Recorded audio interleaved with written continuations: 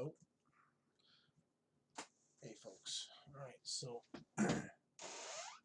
sorry about my nakedness here, but I'm not concerned about that so much. It's just man boobies. So, sick as a dog. Turn my little space heater on here. It's cold in this room.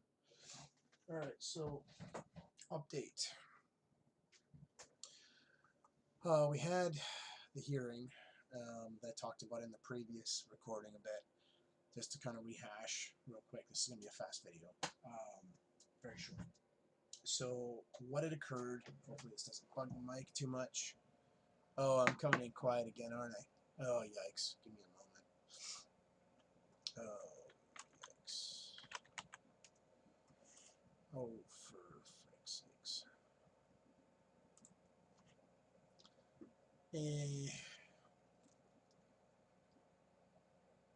I had it working before. It was working really good. Now it's being a pain in the butt.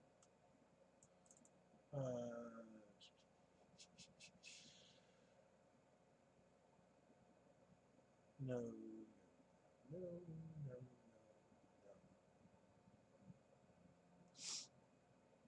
no. This is not at all what I wanted. Yeah.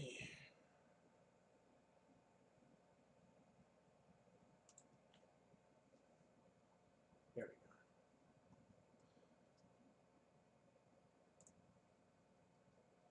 Give me just a moment. I'll keep talking about this while I'm trying to figure this out. So, oh, there's a microphone on my webcam. I didn't know that. That's cool.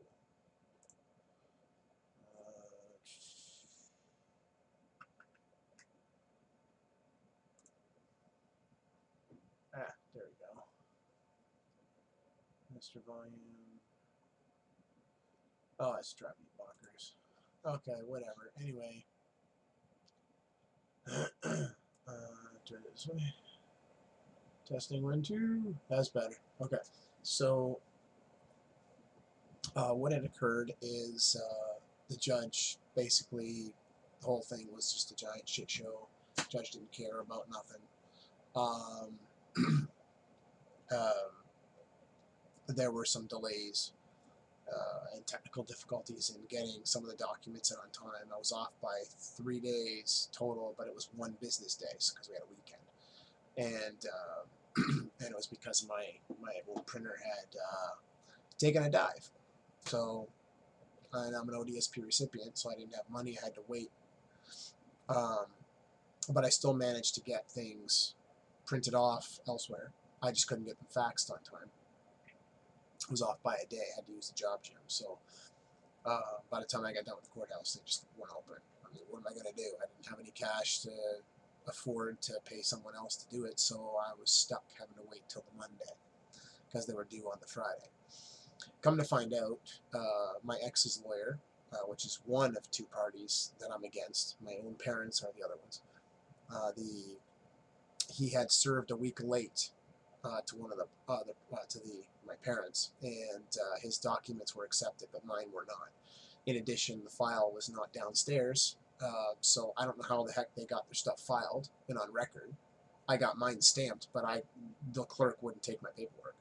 She's like, the file's not down here. I mean, if it was down here, then we could put it in the file. But if it's not down here and the judge has it, I can't take your paperwork. And that was on the due date. So it's like, why can't I? You can't just run it upstairs. Nope, can't do that. We got to have the file downstairs. It's got to be done this way. Blah blah blah. So get to court, and I'm going, Judge, I have your copy, right? Because it had been changed. And and she's like, nope, ain't taking it. Well, shite. So, I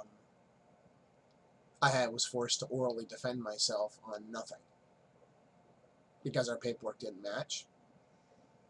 She was going on about the affidavit. I'm like, that's the old affidavit that was changed per the court order that you just showed me. And there was another court order that I needed to get off the file that I couldn't get because they had the file, so I can't pull that one, but she's got the record, so I'm going, look, the judge already endorsed the trial, blah, blah, blah. She's like, not going to happen. So I get screwed on a summary judgment, had no defense, took illegal documents, and that she wasn't allowed to use. Very old assessment done in 1998. Tried to use it to manipulate. Totally took their side hands down. Was abusive, verbally, in the courtroom. Refused to claim that she claimed she didn't have the documents that were filed and served from my supporting affidavit from someone that was a witness of something. So they had filed an affidavit and were present for court. Even yelled at me when I turned and looked at her, because I was pretty frustrated with the judge. And I just, at that point, I didn't even care anymore what the judge had to say, whether she finished her sentence or not. I just turned and looked at my friend. And she goes, "Don't look at your colleague, Mr. Colt," screaming at me. It's like, get lost. Now you're trying to cut me off from my support. Like, you refuse my documents. You show favor to the other parties. And now I can't even look at my support person. If I don't know what is biased and discriminatory, if that isn't biased and discriminatory, then I don't know what is. Because that woman was just downright awful. Okay? Of course, after the hearing, I immediately filed a CJC investigation. So that complaint has been gone in, and it's going to happen. So it's happening now. And it takes about 5-6 months for them to do the investigation. In the meantime, obviously, I'm appealing. No ifs, ands, or buts about that. And thanks to the violations that she did, considerable violations, even at a federal level, there's actually a question as to whether or not it's got to go to the federal court now or if it's going to be the divisional court in Hamilton. So I don't know yet. So I'm working on that, and I'm going to be talking to both courts, and we're going to find out what the jurisdiction is, because I don't have a lawyer. She also labeled me as mentally ill, but she's not a doctor.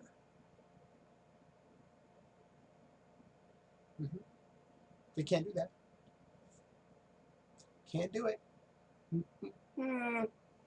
So, made an order against me claiming I'm mentally ill, and that I abuse the system, but I'm mentally ill. Right. Okay. So, bottom line, ridiculous. Completely ridiculous. It's a joke, to say the least. We didn't have the same paperwork. We have nothing to do. Should have done a continuing. She didn't do it. So, okay, whatever. You don't want to follow the rules? Fine. I have that, and we'll just take it to the higher court, okay? Because clearly it needs to be out of this courthouse anyway. I mean, obviously these people are sleeping together or something, because it was awful. So what's happening now is, in addition to all of this, I see my kid have my access yesterday. And she says to me, I asked her what she wanted for Christmas. And she says, I want a picture of you, Daddy. It's okay. That's what you want for Christmas from Daddy. She's like, yeah, I want a picture of you, Daddy. And I said, why is that? And she said, because I want to be with you, Daddy.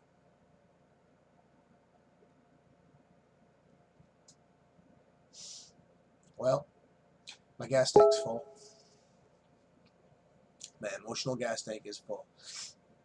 I've been stuck on the He-Man theme for the past couple of days because of that. It's like, you know, yeah. Well, the law says they have to take her wishes into account, and seeing as they're ridiculous, I have the grounds. I mean, there's enough. I already talked to a lawyer about this the second it happened, so, you know, I know that I can appeal this hands down. We got the CJC investigation. I did contact the senior judge. You know what? I should show you that letter. I should absolutely show you that letter. Hang on. I'm going to bring this right up.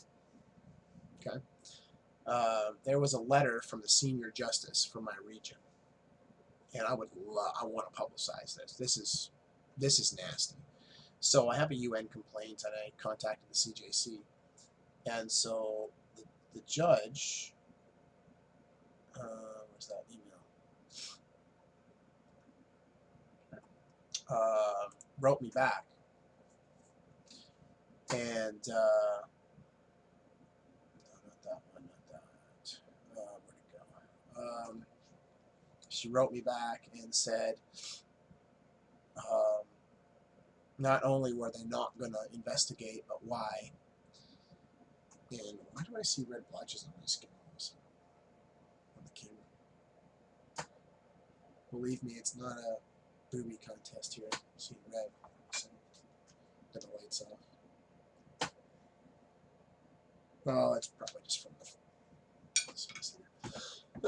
it shows up more prominent in the bloody video. Okay, I still can't find the email.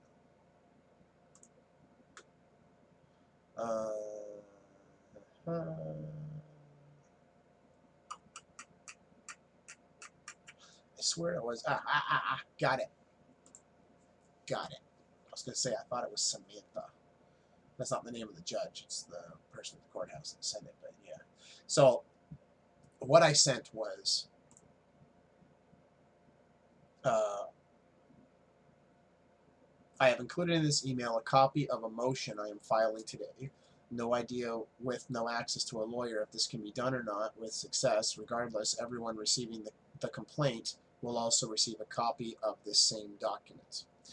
And then I provided my 14B, the reports, the facts report for urgent motion, the trial scheduling page 1 and 2, receipts, affidavit for 14B, page 2. Looks like there's 2 page 2s. I don't know why it says that, but they're 2 different pages. Anyway, affidavit 14B, affidavit response to motion for summary judgment, urgent motion affidavit, supplemental affidavit, and opening statement. Okay, that I was being constantly interrupted while reading during the hearing. Clearly because she had made a decision before we ever walked in. So then I sent, that's the Attorney General, so I sent them a copy, sent one to the UN,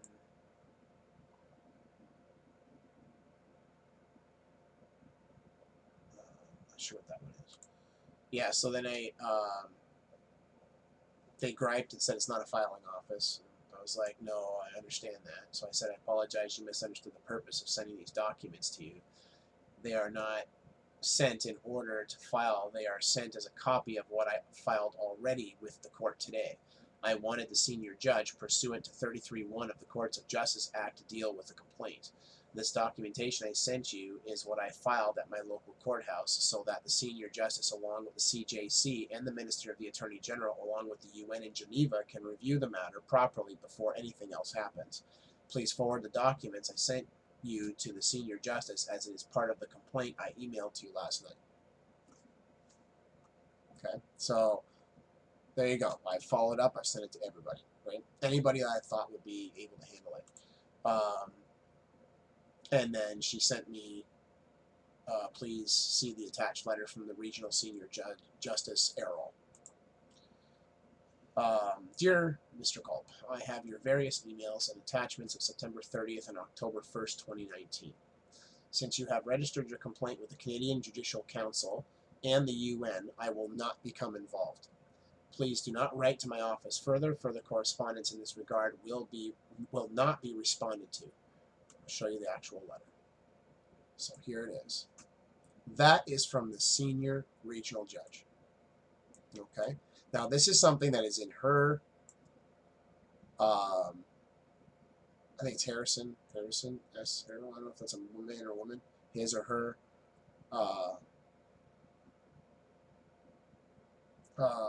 But anyway, the regional senior judge is required under the rules to do the investigations. Excuse me, the investigations. So you can see this.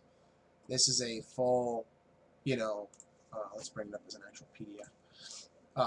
Official letter written from the judge, basically refusing their responsibilities, his or her responsibility under the law. So, and stating here, Since you have registered your complaint with the Canadian Judicial Council and the UN, I will not become involved. So he or she is being incredibly biased and discriminatory. And oh, you've complained about this judge, elsewhere as well. So I'm not going to deal with this. Well, you have to deal with it because the rules state that you have to deal with it. So then why are we having this difficulty? Why are you not willing to do your investigation, right? Because that's her job. I'm just covering my bases and sending it to everybody right away. I'm not going to do one and wait freaking 6 months to a year before I do another one. No, this has gone on long enough. 4.5 years that this crap has had to go on. I'm not wasting a moment. I'm sending it to everybody. It's called accountability, right? Whoever wants to pick up the tab will do it, and then whatever. Or maybe they all do it, and then they all put their answers together and go, here, this is what we think. Okay, let's collaborate, let's find a solution, and let's get this ball on the road, or the show on the road. But either way, this is nonsense. So, but they had no excuse to not use my documents, at least for the order. And because I filed a motion with the courthouse, an urgent motion, even though it was denied because there's no official appeal filed, I sure as heck ain't going to file an appeal with that courthouse. They're all sleeping together, so why would I do that? That's just stupid, right? You know what the definition of insanity is, right? Doing the same thing over and over again, hoping for a different response, or hoping for a different outcome, or expecting a different outcome. Really? I'm really going to continue with this courthouse, where they're all doing this constantly together. I can't get any justice there. So, surprise, surprise, I will air this in case the parties see it. My intention was to get this matter. I knew it wouldn't get resolved. I knew it wouldn't. I knew I was going to get the shaft by the court. I knew that in 2017. I was informed by another lawyer that I will not get justice here. I have to get it out of this courthouse. So, guess what? We're going to Hamilton. And I didn't have to wait another 7 months to do it. So this just expedited everything. Although it would have been nicer to have the trial and actually have a partial victory before getting there, but I would have had better access to my kid until I got the whole thing resolved. But at the end of the day, it is what it is. Now, I'm going to show you something else. I don't even have it up right now. Yeah, I don't want to dig it up. So the charter defines this document my dad has been handing out like Skittles to everybody as illegal. Like, it can't be done. And the judge went and quoted it in the order.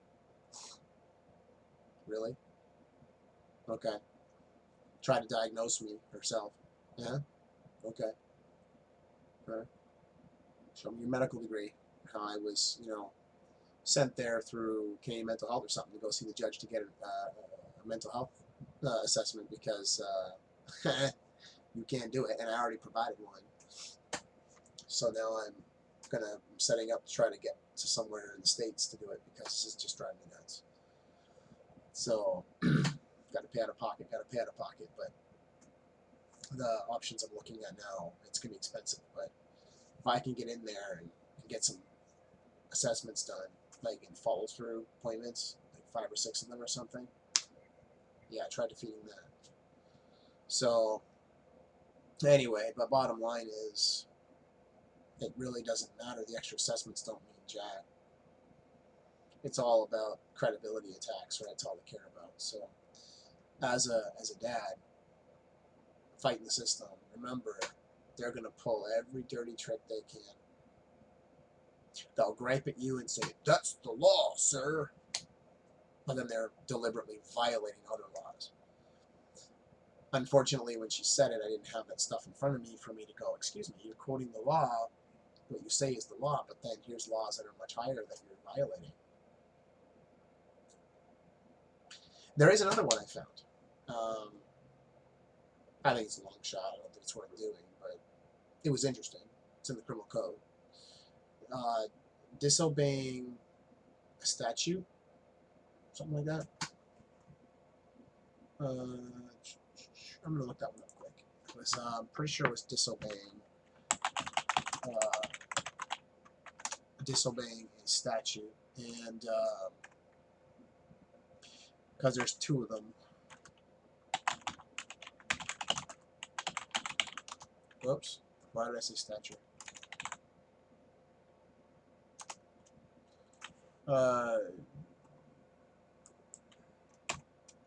It's basically a admission, disobeying a statute. Yeah, there it is, right there. 126.1. Here.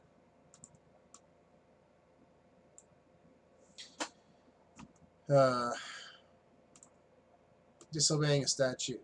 Everyone who, without lawful excuse, contravenes an act of Parliament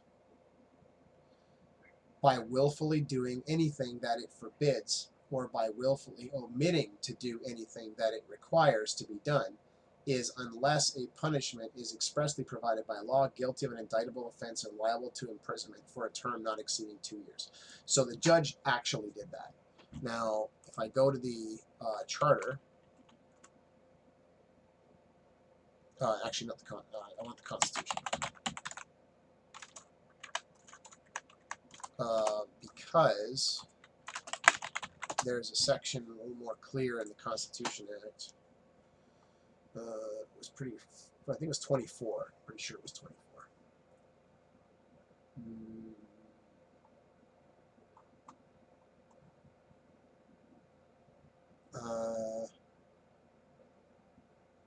No. Why do I want to say 24? No, it's not it.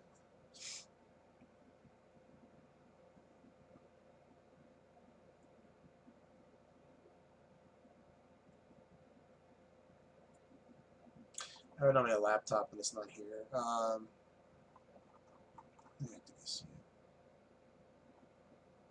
There was a section on the charter.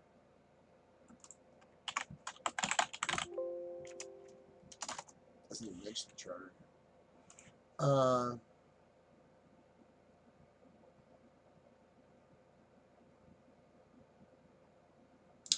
Not the House of Commons. Why don't I? It should have been around here. It was to do with the Charter of Bill of Rights and Freedoms. You know what? Give me a second. I'm going to go to my Google Docs here. I might have actually put it in there.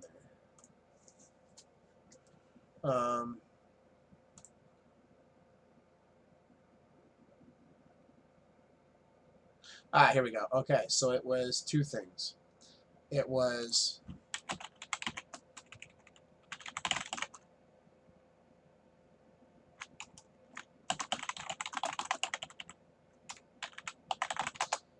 oops.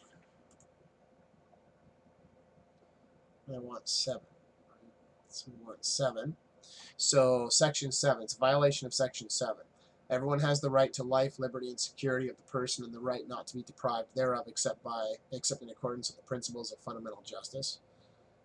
Which any violation of disclosure falls under that section. And then it goes into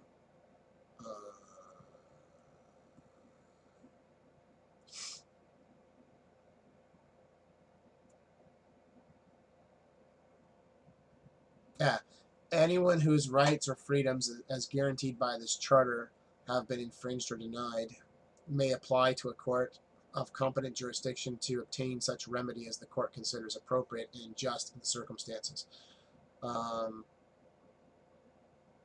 Where in proceedings under Section 1, a court concludes that evidence was obtained in a manner that infringed or denied any rights or freedoms guaranteed by this charter, the evidence shall be excluded if it is established that, having regard to all the circumstances, the admission of it in the proceedings would bring the administration of justice in dispute. So what this means is that it's saying that, okay, well, you've just lost the credibility of the court because the court allowed that. So now the administration of justice is now literally in dispute. So now I'm arguing that the administration of justice isn't met. And in addition, It's Section 24 of the Constitution Act. So it says Section 24, but I don't see under Section 24.1. That didn't make sense. Yeah, this is not right.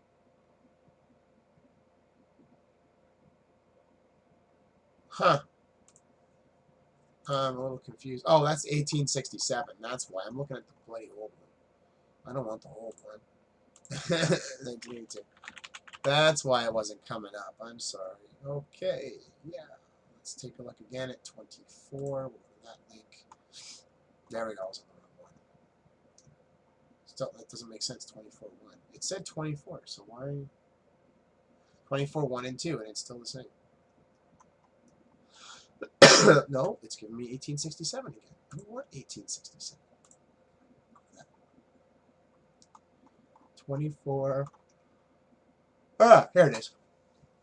Anyone whose rights or freedoms as guaranteed by this charter have been infringed or denied may apply to the court of competent jurisdiction. Yeah, we already read that part, but that's what it is. The one in it's 1 and 2, so it actually falls under both that. So I already read that, but that's what it is, right? And then the PHIPA, right? Because it's a medical document. So, and it's old as hell. But that's the two sections, like I said, which brings me back to here, along with the fact that there were several acts she should have done that weren't done, so I can lay that charge down the road if I want to. Not that I'm expecting a conviction as a judge. They're all going to protect each other. Even if they find her guilty in proceedings and fix my situation, at the end of the day, they're not going to convict the judge, right? But making the point that there's an issue and it's severe and I can do this, you know, I think that screams volumes. And just, you got to remember that stuff, how you handle it, the process. But I think that's, to me, I think it screams a lot. And I got a kid who wants to come home to daddy, no ifs, ands, or buts about it. I mean, she's made that so blatantly clear so many times. Just this past Tuesday, yesterday, did it again. Like, I want your picture, daddy, because I want to be with you. Like, are you kidding me? You know, thank God I was supervised, because that's in writing. And she said it more than once. And I made darn certain that they freaking wrote that down. So, well, you go, girl. Daddy's daughter, right then and there. No matter what they put us through, they can't separate us. Not here. And not here. So, don't give up. Never surrender. Ever. If you love your kids, you protect your kids. Okay? You do what you got to do. Now, on a quick positive note before I end this video, as a single dad, going through hell, expecting a nasty cost order against me here coming up, I've been working on some designs. I talked about it briefly in my other videos, so I'll just kind of bring it up now. Because any dads in a bad homeless spot or expecting to be homeless, you're going to want this information, okay? And feel free to contact me anytime. I will happily help you. I will not ask for any money. You do not have to worry about that. I can't see that right now. Okay, so what I'm going to do, sorry for this whole square thing, I'm putting the camera thing up so you guys can actually see me. I haven't figured out how to do all that yet, so I'm getting there. So what I'm going to do is, I'm having a brain fart. Yeah, so here it is. So this is my design I just recently did. I did another one. I've modified this one.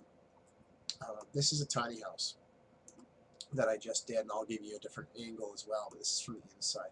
I literally, don't mind the changing in white, that's just the program doing that. So when you get too close to the wall, it'll make it transparent, essentially, which it's trying to do, and it's not doing it. But that's the main door, extra storage, table, chairs, which is actually meant to be convertible into a bed, sleeping area. It's not really going to be chairs, it's going to be like those booth things. I gotta sneeze. Let me find a tiny, alright, a pop-up trailer. so that way you can utilize the same space. I just put that there so I actually have a space that I've got allocated for a tape lunch here, and I can work it out. But no, that's not actually the right wood stove either, but whatever, it doesn't matter. There'll be a wood stove there in the tongue, and countertop, fridge, stove, more cupboards. This is the bathroom right here. I can't open the doors in the program. And it actually has me too short, but I need to bring it down more so you can see everything. Whoops, that's outside.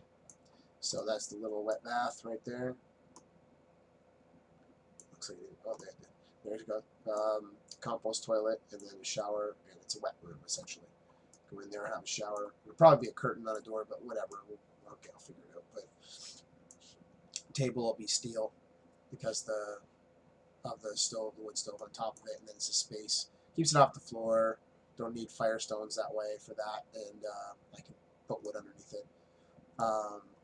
As you can see, it's a couple sets of plugs, a fridge, sink, decent size sink too, actually. And then there's room for a loft. So come back here. I can't do the upper level right now in this program very well, but with another one I can. But I can put an opening here that allows for like a ladder, so I can take this cupboard out and put stairs there, and that would allow to go up to a loft, or put the stairs right here, or the ladder, sorry, here or something, to get up to the loft, or one that can pull down in the middle of the kitchen. Whatever the case may be, there would be a loft actually at the back, so the entranceway would be in the back, I think. Yeah, the entrance would be in the back, so whatever. But there would be stairs here, ladder here, something here to go upstairs into a loft where there can be a bed as well. So I could literally leave the table downstairs and just have sleeping quarters upstairs. Then if I want room for guests, I can have this turn into a bed, and bam, got extra room. So that's the tiny house in case I end up in a bad spot, which it looks like I probably will be. There we go. It's a little lower, too low. But there you have it. So that's, decent size. Now we'll go to 3D view. Now, of course, the tongue is wrong. I'm sorry. It's the program. I can't do it properly. It wouldn't be really literally the shape of the tongue, but whatever. So as you get an idea of the person size, person's size in here. I'm actually taller, so I'll have to duck a lot, but whatever. And you can see how this really works together. And we'll do the 2D plan, or 2D plan. And there you have it, single light here. There'll be a light in here as well. Unless I do like the clear thingy or whatever. Curtain. And again, you see how the layout is. And again, I apologize for the triangle. That's not on purpose. I just had to do it that way. Couldn't get a straight piece here lined up, so it's like whatever. Notice the window, one here, right? This one's actually facing the wrong way. There we go.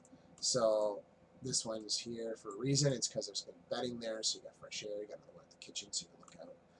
I could technically put one more here, but why? I want a door that I can actually look out of, and don't want to screw with insulation. So there you go, a tiny house. That's a 10-footer, right? And then that's not even talking about the top floor yet. Like, there'll be a loft. Come up a little higher, but I'll kind of wing that as I go. And I got some emails from them for the real pics, like the nice pics to come up. But anyway, so there you have it. That's the build, and yeah, it looks pretty darn good for a tiny house, for a 10-foot tiny house. So yeah, so there you have it. You're gonna be in a homeless spot, consider tiny house. You can get a pop-up trailer for next to nothing, in bad shape, and as long as the frame is decent. Don't worry about the wheels, you're going to have to upgrade them anyway, right? But if you got one with a 5K limit on the axle, and you can upgrade those to like low Ds with over 2,000 pounds worth of weight on them, and they're only like $150 each. So you need 2 of them plus a backup, so you got to have technically 3, but because you need a spare. But as long as you got the first main 2 to get the building started, you're good. And I mean, realistically, $300.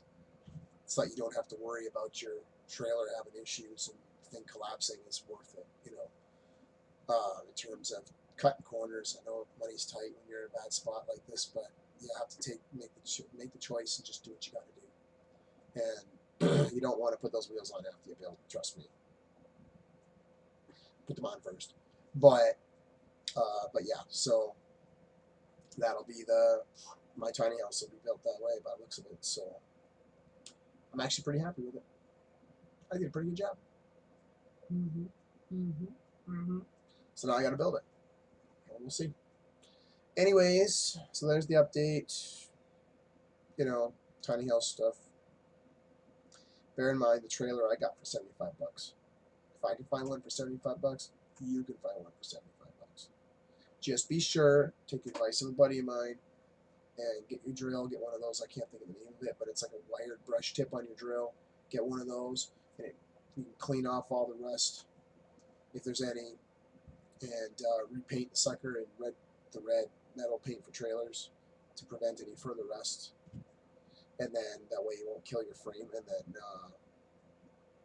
and replace those wheels. Those are two minor investments considering the cost of building a tiny house. And you can do it if you've got the right load tires. You could actually save a lot more on building costs. That 300 bucks actually save you a lot of money because you can then go and get pallets. And you can use the planks from pallets to build your both your inside and outside walls, right? So you can do the outer layer with them and same with the inner layer. You can do your floor with them. I've seen trailers done with nothing but pallets. 2x4s and pallets. They bought 2x4s and the rest were all done with pallets. Right? No plywood, no special flooring. They literally just went and got free pallets. They saved thousands of dollars on their build simply by spending the extra money to get the better load tires to compensate for the weight difference. And it actually helped on a 10-foot trailer. It keeps the trailer more stable. Because if you're going to put a loft in there, the trailer's going to be like what a buddy of mine calls a battle tower, right? It's going to be tall and short. So if it's tall and short, it's going to want to tip when you're towing it. But if you got a lot more weight in the bottom, it's going to be more stable and it won't want to tip, right? So if you use the planks, you can add more weight. And all you do is spend 300 bucks, buy the two better tires. They come with a rim, so you're good. And then you put them on. Then you build, right? When you do after you get your structure up with the 2x4s, which really isn't all that much for 2x4s, to be honest with you. Actually, I have a SketchUp. Mind you, this plan is not identical because I just did the change of the floor plan today, so I'll have to modify this, but this gives you the base idea for the structure. Just waiting for it to load. Come on, load. Yeah.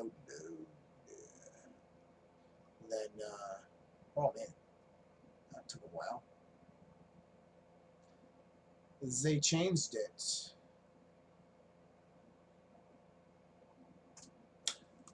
Open. It's not on my computer. There we go. I see what we did. Okay. So we want, I think it's that one. I think.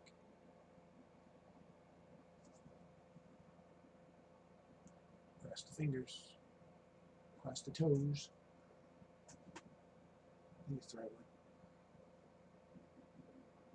It's loaded.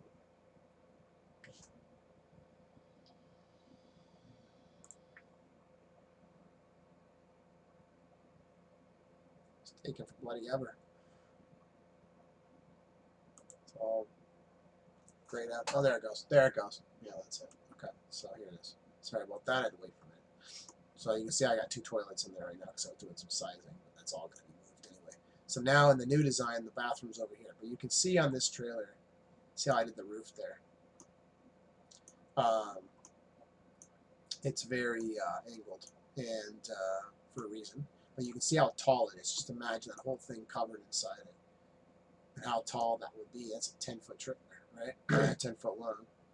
This trailer frame is actually wider than the one I have, so I had to stick with my original size on top of this trailer. But you can see, right? And see how the tongue is. All that good stuff, right? So by the time you're done, you've got, you know, it's really not a whole lot of space.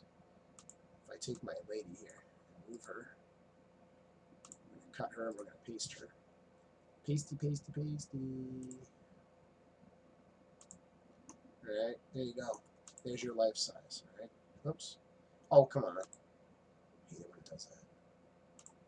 There we go. Okay, so you can see how tall she is. right? That gives you a better idea of what I was showing you on the home riding, so you can see how that size is relatively decent. And so, you know, you don't want the trailer to be too high, and you can't anyway do the Ministry of Transportation, but you have so many limits, and I'm thinking I can lower this to almost halfway and be able to sleep up there, keep it low and quiet and kind of, you know, not overly crazy. But the point of showing you that was the schedule, was the number of supports. If you look, 2x4, 2x4, 2x4, 2x4. I did that for marking, 2x4, 2x4. These are all 2x4s here, running parallel, right? So more 2x4s, right? 2x4s up here. So when you're, you know, 2x4, 2x4, and there's of course going to be 2x4s here too, running through this wall. So when you really look at the number of 2x4s, right? Like say, take this wall for instance, 1, 2, 3, 4, 5, 6, 7, so it'll be 8 over there. So it's 8, 9, 10, 11, 12, 13, 14, 15, 16, 17, 18, 19, 20, 21, 22, 23, 24, 25, 26, oops, 27, 28, 29, 30, 31, 32, 33, 34, 35, 36, 37, 38, 39. You know, that's just for the main level. So that's 39 for the main floor, roughly. And, I'll say 40 for the smaller spaces. So, you know, that's a fair amount of 2x4s, but we'll say 45, just in case I'm wrong. So we'll say 45. 45 2x4s. So, you know, that's really not that bad. They're usually about $5 or so a piece. So, you know, what's the math on that? They can be less, but and they can be more, depending where you go. If you buy them in bulk, you get a better price. So we'll just say 5 times what, 45 equals. So it's 225 bucks, right? For 225 bucks, unless you get a bunch reclaimed in good shape, you've just done all your 2x4s. Now you take all those planks off those skids, and you didn't pay a penny for them, maybe gas to deliver them. That's like to get them to your house. That's it. And screws. Don't use nails. You will shake the crap out of them. They will come loose. Do not use screws. Keeps things together. Okay? But you see what I'm getting at. And you got that extra weight now on the trailer. It's making it way more. That's a 5K limit on that trailer. So just imagine how level that's going to be with all that weight. Then you add my kitchen and all that other stuff, right? And you got a fair amount of weight in the base of that trailer. The likelihood of her wanting to go this way is not likely with that much weight. So then you want to put your clothes in there, and you want to put your own stuff in there, and whatever, right? So wood stove and the metal table and wood supplies and stuff. When we're going to tow that thing, it's got a fair amount of weight to it. So the upper level's light, whereas the lower level is the heavy one, right? Pull your mattress down from the upper level, put it on the main floor to put the weight down there, and you're good. And then add a deck to keep it from wanting to tip in the wind. If the wind is real strong, you don't want your phone going. But yeah, it is what it is. But that's, you know, life-saving stuff. And if you want to travel with it, then travel with it. Don't go pack any boxes if you're living in it. Want to go visit somewhere? Just be like, hook it up to the car. You're good, right? Just make sure you don't have anything breakable out when you float. That's all. And your wood stove's out. You don't want that burning while you're driving down the highway. Oh man, I forgot there was a fire in the wood stove. Crap. You know, you don't want that moment. But yeah, the deck will keep you from tipping too, because once you got the deck on there and it's sitting there, you got a perch, right? You fold the deck down. You're not going nowhere. So, yeah. So there you have it. Anyway, I'm going to go now. It's supposed to be a lot shorter than it was. Catch y'all later. I could really use some whiskey right now. I don't drink, but I could really use some whiskey. Anyway, peace out.